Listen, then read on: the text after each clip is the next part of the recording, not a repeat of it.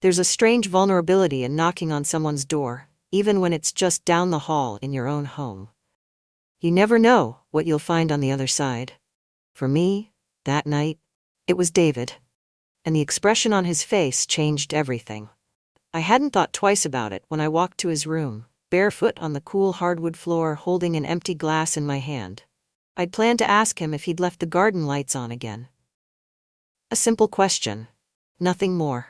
But when he opened the door, the look in his eyes wasn't what I expected. He stood there in a faded gray t-shirt, the hem wrinkled and clinging to his chest, his hair still damp from a shower. He smelled faintly of soap and something else, something clean and warm. But it wasn't his appearance that stopped me mid-sentence. It was the way he looked at me, unguarded and raw, like I'd caught him in a moment he hadn't been ready to share. His gaze lingered, too long, too deliberate, and I felt my pulse quicken in a way I hadn't in years. "What's up?" he asked, his voice calm, though there was a flicker of something else beneath it, something that matched the tension now coiling in my chest. "The garden lights," I stammered, suddenly unsure of myself. "I think they're still on." "Oh." He leaned casually against the doorframe, his lips curving into a small smile. "I'll take care of it."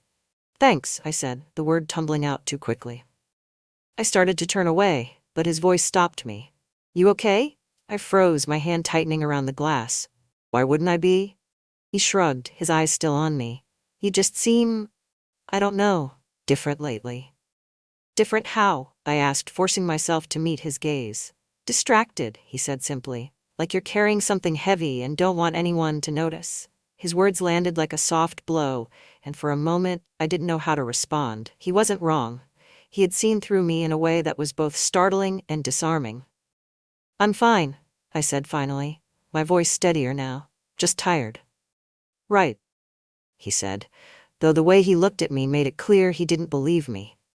When I walked back to the kitchen, I could still feel his eyes on me, as though the weight of his gaze had followed me down the hall. I set the glass in the sink and leaned against the counter, exhaling a breath I hadn't realized I was holding. My heart was pounding, and I hated the way it made me feel, like I was 16 again, awkward and unsure of myself. This was ridiculous. He was my stepson, for God's sake. Well, former stepson, technically. But that distinction didn't matter. It was inappropriate either way, a line I couldn't even think about crossing. And yet, David had moved in 3 months ago, after his messy breakup with a woman he'd been with for nearly 4 years. He'd shown up on my doorstep with a duffel bag slung over his shoulder and a sheepish smile, asking if he could crash here for a while until he got back on his feet. Of course, I had said yes. What else could I do? He was family. Or at least, he had been once. I had married his father, Jack, when David was still in high school. Our relationship had always been cordial, even warm at times, but there was always a distance between us. Jack had been the bridge that connected us, and when he passed 5 years ago, that bridge crumbled, leaving only the faint outlines of what had been. Having David here again had been an adjustment. He was older now, no longer the lanky teenager I remembered. He carried himself with an ease, a quiet confidence that was both familiar and unsettling. He was still kind, still thoughtful. But there was something else in him now, a sharpness, a depth, that made it impossible to see him as just the boy I used to know. I had convinced myself that his presence in the house was a comfort, a reminder that I wasn't completely alone. But the truth was more complicated. It was the way he lingered in the kitchen after dinner, asking about my day with an attentiveness that made me feel seen in a way I hadn't in years. The way he'd reach for a dish or a towel, his hand brushing against mine, just long enough to make me wonder if it was intentional. And then there were the moments like tonight, when his gaze lingered too long, and I felt something stir deep inside me. Something I didn't want to name. I poured myself another glass of wine and took it out to the garden, hoping the cool night air would clear my head. The soft hum of crickets filled the silence, and I tilted my head back, staring at the faint outline of stars against the inky sky. I had spent so many nights out here alone, surrounded by the quiet, letting it wrap around me like a second skin. I had told myself I was content with this solitude, that I didn't need more than what I had. But tonight, the stillness felt heavier than usual, as though it were pressing down on me, filling the empty spaces I had grown so used to. I thought of David, of the way he had looked at me tonight, and I felt a flicker of something I hadn't felt in years. It wasn't just about him. It was about me. And that realization scared me more than anything else. I thought the moment at his door would fade, like so many other fleeting exchanges between us. But it didn't. It lingered, wrapping itself around the edges of my thoughts, creeping into quiet moments when I was least prepared for it. The way David had looked at me that night wasn't something I could dismiss. It wasn't casual or polite, and it wasn't how someone looks at a person they consider just family. It was charged, raw, and unguarded. And the worst part was, I hadn't turned away from it. I couldn't stop replaying it in my head. The way his eyes had softened, how his voice had lowered, how the air between us had seemed to shift, as if the house itself was holding its breath. I told myself it was nothing, a trick of my imagination. But my body didn't believe me. The next morning, I found him in the kitchen, his hair damp and messy, a half-empty mug of coffee in his hand. He was leaning against the counter, scrolling through his phone, looking every bit as relaxed as if he'd lived here his whole life. "Morning," he said without looking up, his voice still warm with sleep. "Morning," I replied, keeping my tone neutral as I moved to the kettle.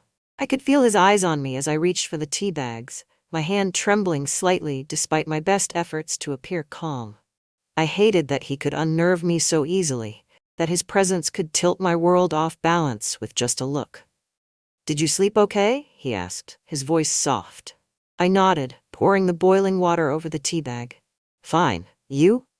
"Yeah," he said, his tone almost thoughtful. "Though it's hard to sleep with the garden lights on all night." I froze, the tea bag dangling from my fingers. He was teasing me, but the way he said it, lightly, with a hint of a smile, made me flush. "Very funny," I muttered, busying myself with stirring the tea. He chuckled, the sound low and warm, and I felt the tension in my chest tighten. It wasn't just the mornings. That week, we seemed to find ourselves crossing paths more than usual. In the living room, where he stretched out on the couch with a book, his feet propped up on the coffee table like he owned the place. In the garden, where he offered to help me pull weeds, his hands brushing against mine as we worked side by side. In the hallway, where we'd both step aside at the same time, only to laugh awkwardly when neither of us moved. It was in those moments, the tiny, inconsequential ones, that I felt the pull the strongest. The way his presence filled the space around me, making everything else seem smaller, quieter. The way his voice wrapped around my name when he spoke it, soft and familiar, as if it held a meaning I couldn't quite grasp. And then there were the times I caught him looking at me, not staring exactly, but observing. Like he was trying to figure me out. His gaze wasn't invasive, it was curious, thoughtful, as though he was seeing something I wasn't ready to show. It made my skin prickle, my breath catch. It made me feel exposed in a way I hadn't in years.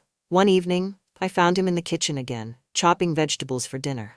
I had been out in the garden, pruning the roses, and the scent of earth and flowers still clung to me as I stepped inside.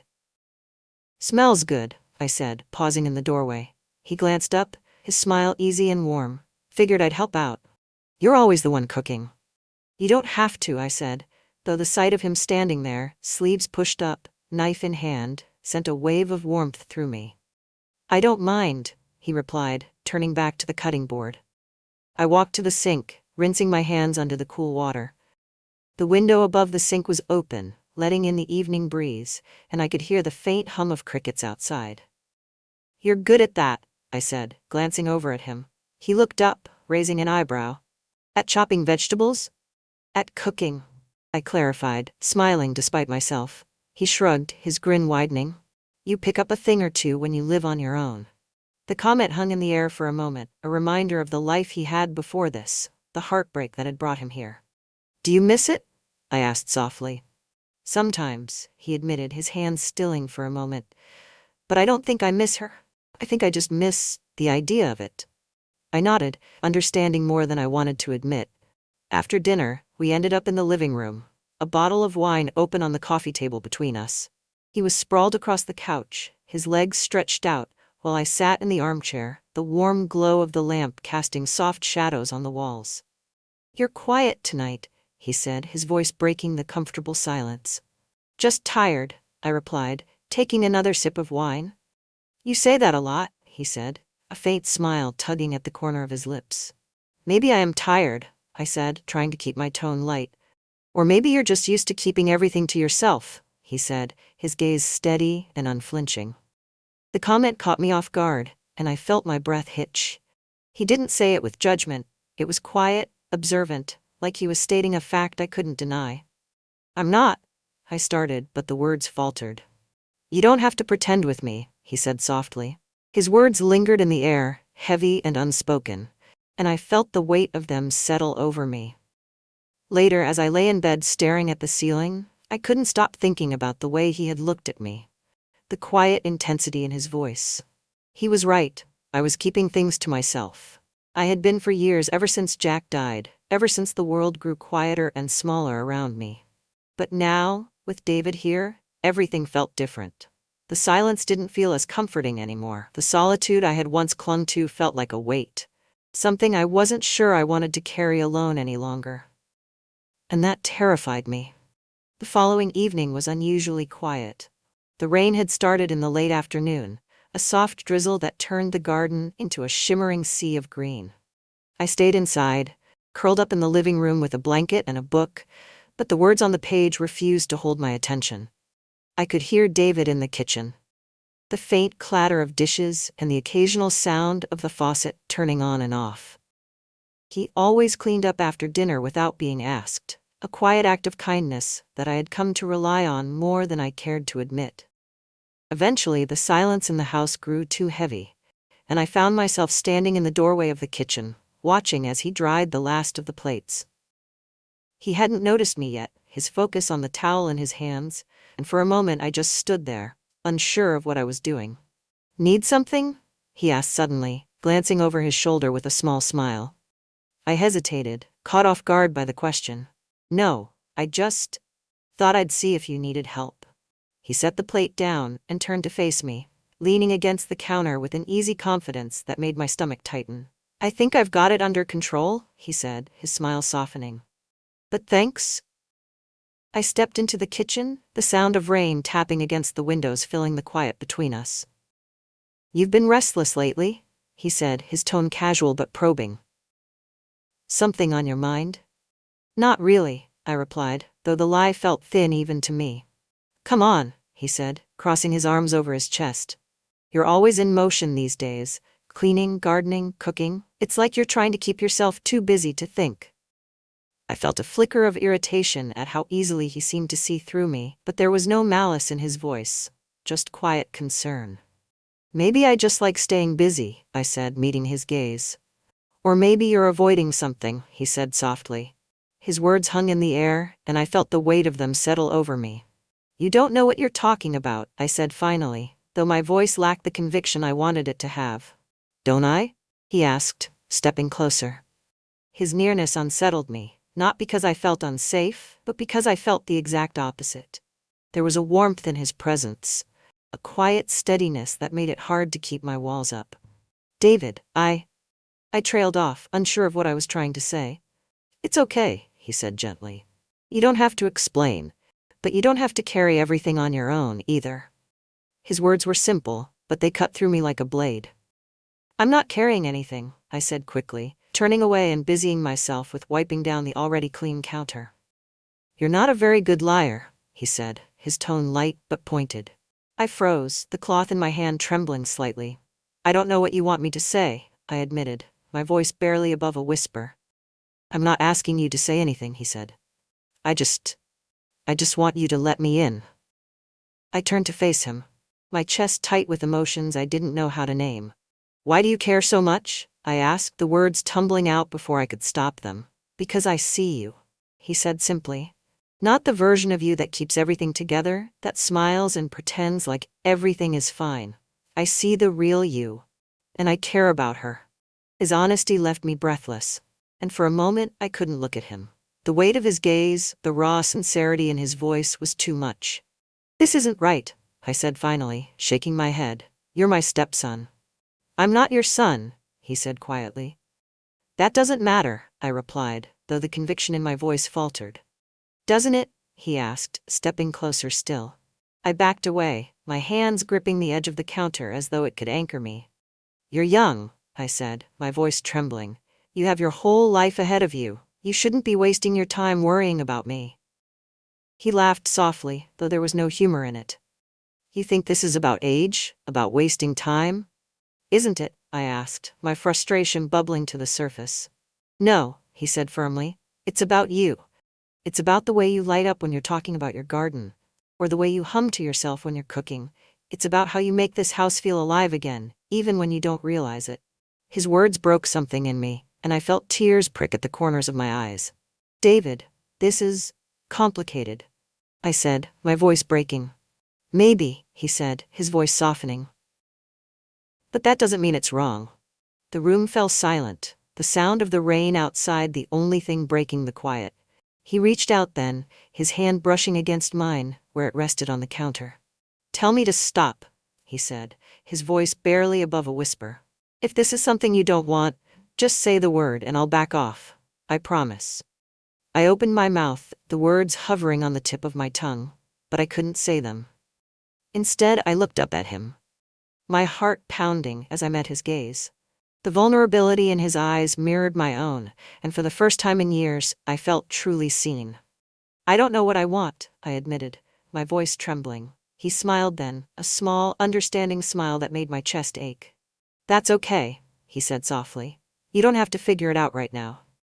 He stepped back, giving me the space I hadn't realized I needed, and I felt the tension in my chest ease ever so slightly.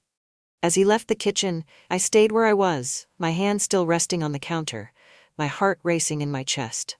I didn't know what would happen next, but I knew one thing for certain. Whatever this was, it wasn't over. The days that followed felt like walking on a high wire. Every glance, every word exchanged between us was weighted with unspoken meaning. David didn't bring up the conversation in the kitchen, but it lingered, hovering in the air whenever we were in the same room. I tried to pretend everything was normal.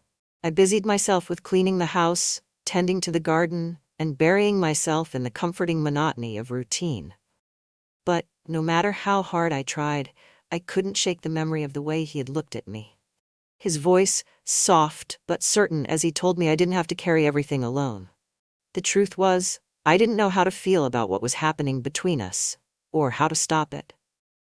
It was late one evening, just as the sun was setting, when the tension finally began to unravel. I was in the living room, curled up on the couch with a blanket draped over my legs and a book in my hands. I wasn't reading it, though. My eyes scanned the same page over and over, the words blurring together as my thoughts drifted elsewhere. The soft sound of footsteps drew my attention, and I glanced up to see David standing in the doorway. He had a glass of wine in one hand and a faint smile on his lips. Mind if I join you? He asked. I hesitated for a moment before nodding. Sure. He crossed the room and sat down on the other end of the couch, setting his glass on the coffee table. He didn't say anything at first, his attention seemingly focused on the glass in his hand. But I could feel him watching me out of the corner of his eye, the quiet intensity of his gaze making my pulse quicken. You've been avoiding me, he said finally, breaking the silence. I have not, I said quickly, though my voice sounded unconvincing even to me. He tilted his head, his lips curving into a faint smile. You're doing it right now, I sighed, setting the book down on my lap. I'm not avoiding you, I said, more firmly this time. I just don't know what to say. You don't have to say anything, he replied, his voice soft. I just don't want you to feel like you have to run from me. His words sent a jolt through me, and I looked away, focusing on the flickering candle on the coffee table. I'm not running, I said quietly. Aren't you? He asked. I turned to him then, frustration bubbling to the surface. What do you want from me, David? His expression softened, and he leaned forward slightly, resting his elbows on his knees. I don't want anything from you, he said. I just want you to let me be here for you. That's all.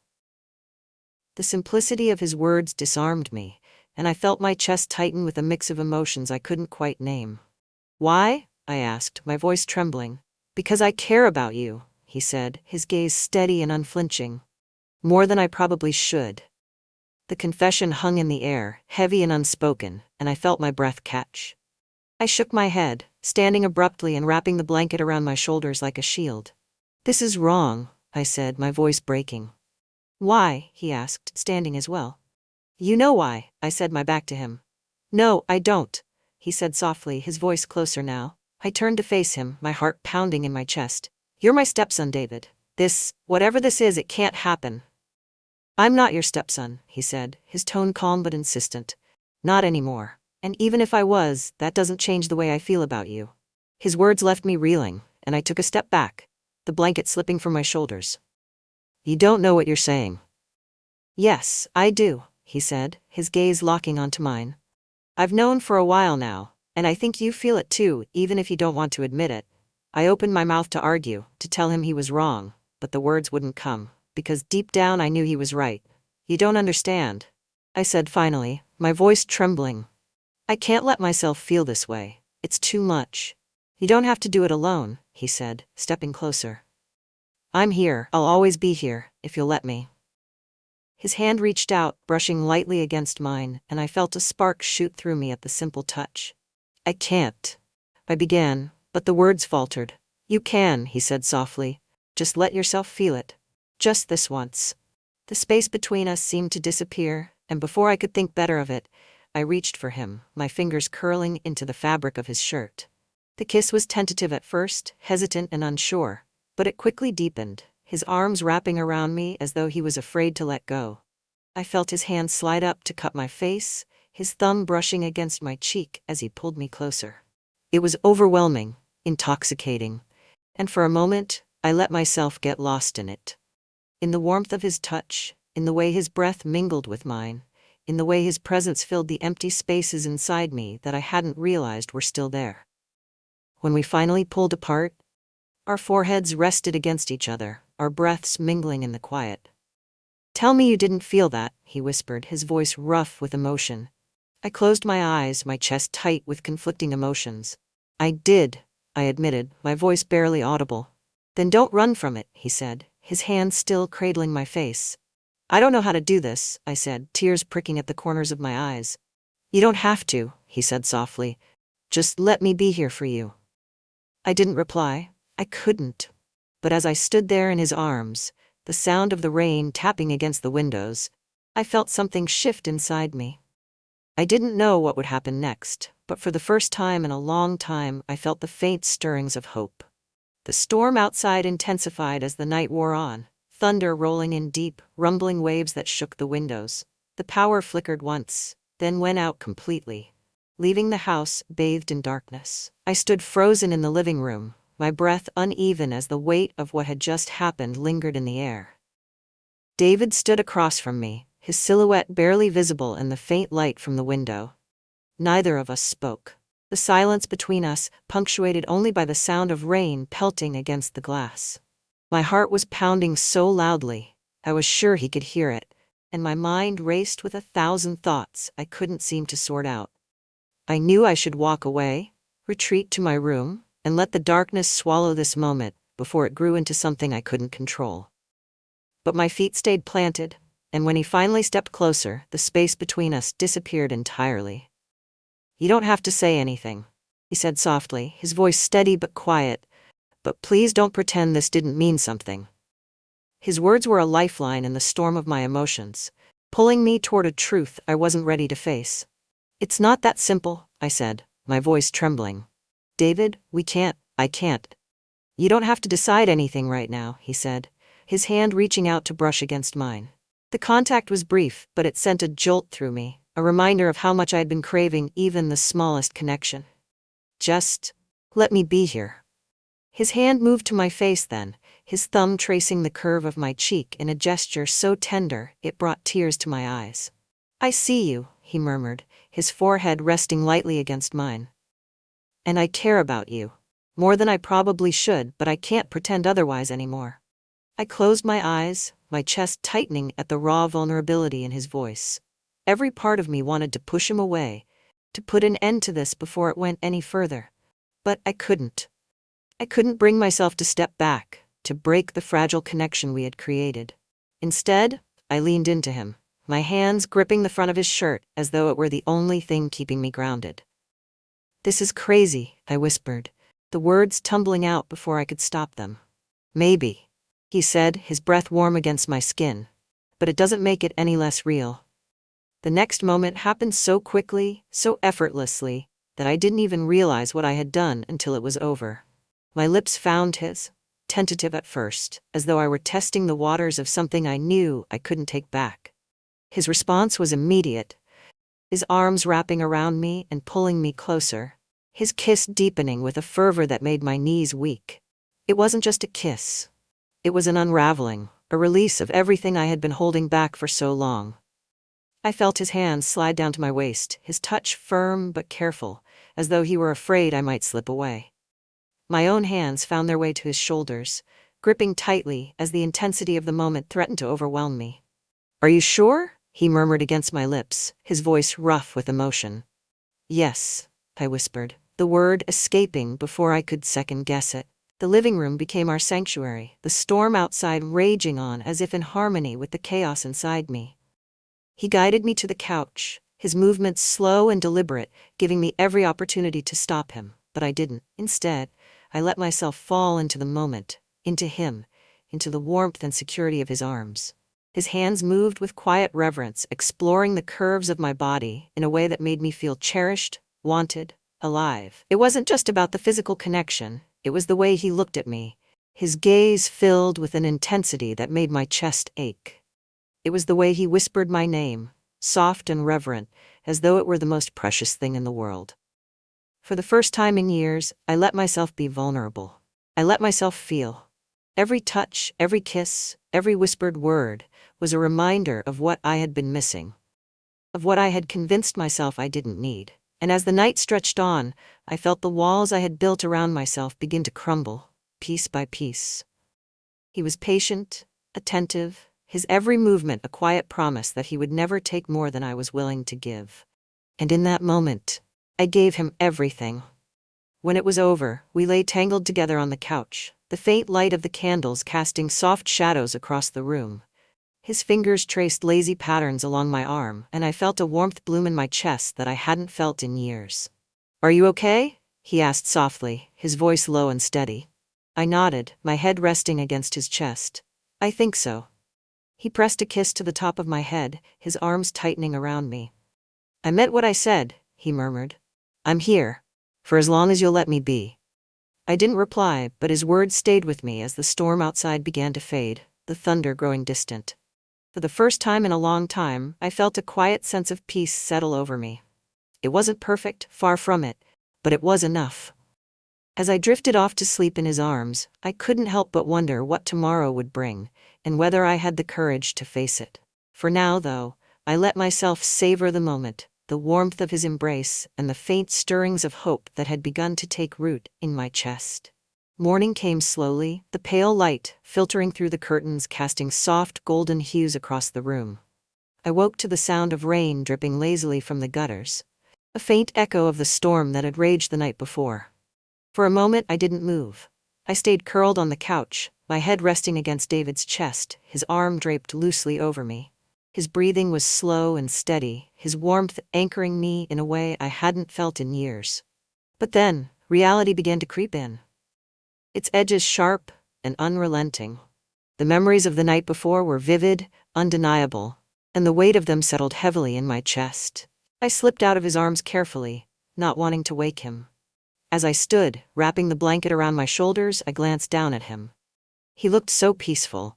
His features softened in sleep, and for a moment I let myself linger. But then I turned and walked to the kitchen, my steps quiet against the wooden floor. The house felt different that morning. Quieter, heavier. I made myself a cup of tea, the familiar ritual grounding me as my thoughts swirled in endless circles. I had spent so long convincing myself that I didn't need anything more than the life I had. That solitude was safer, easier. But last night had changed something. It had cracked open a part of me I thought had been sealed off forever, and now I didn't know how to put it back. The tea grew cold in my hands as I sat at the kitchen table, staring out at the rain-soaked garden. My mind replayed every moment, every touch, every whispered word from the night before. And though a part of me wanted to cling to the warmth of those memories, another part of me was terrified of what they meant. What happens now? The question loomed, heavy and unanswerable. I was still lost in thought when I heard his footsteps behind me.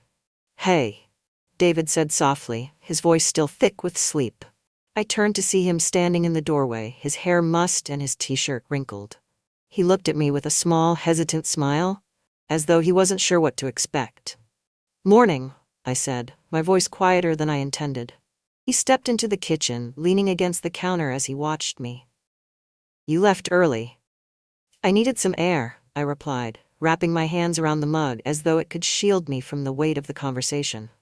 He nodded, his expression thoughtful. "Are you okay?" "I don't know," I admitted, the words tumbling out before I could stop them. David didn't reply right away. Instead, he walked over to the table, pulling out a chair and sitting across from me. "You can talk to me," he said, his voice steady but gentle. "Whatever you're feeling, whatever you're thinking, I'm here." His words made my chest ache, and I looked down at my tea, unable to meet his gaze. "I don't know what to do, David. I don't even know what to think." He reached across the table then, his hand brushing against mine. The gesture was simple, but it grounded me, pulling me out of the storm of my thoughts. "You don't have to figure everything out right now," he said. "But I meant what I said last night. I'm here, for as long as you'll let me be." The sincerity in his voice was overwhelming, and I felt tears prick at the corners of my eyes. "This isn't just about me," I said, my voice trembling. "People will talk, they'll judge, and I don't know if I can handle that." "I don't care what people think," he said firmly. "What matters to me is you. How you feel what you want." His words hung in the air, and for a moment I let myself believe them. I let myself imagine a future where I could let go of the fear, the guilt, the weight of everyone else's expectations. But the fear was still there, whispering all the reasons why this couldn't work. "I'm scared," I admitted, my voice barely above a whisper. "I know," he said, his hand tightening around mine. "But you don't have to go through this alone." The warmth of his touch, the quiet conviction in his voice, made something stir deep inside me. A flicker of hope, fragile and tentative, but real nonetheless. We sat there in silence for a long time, the rain outside softening to a gentle drizzle. I didn't have all the answers, and I wasn't sure I ever would. But as I looked across the table at David, his gaze steady and unwavering, I felt a quiet sense of possibility begin to take root.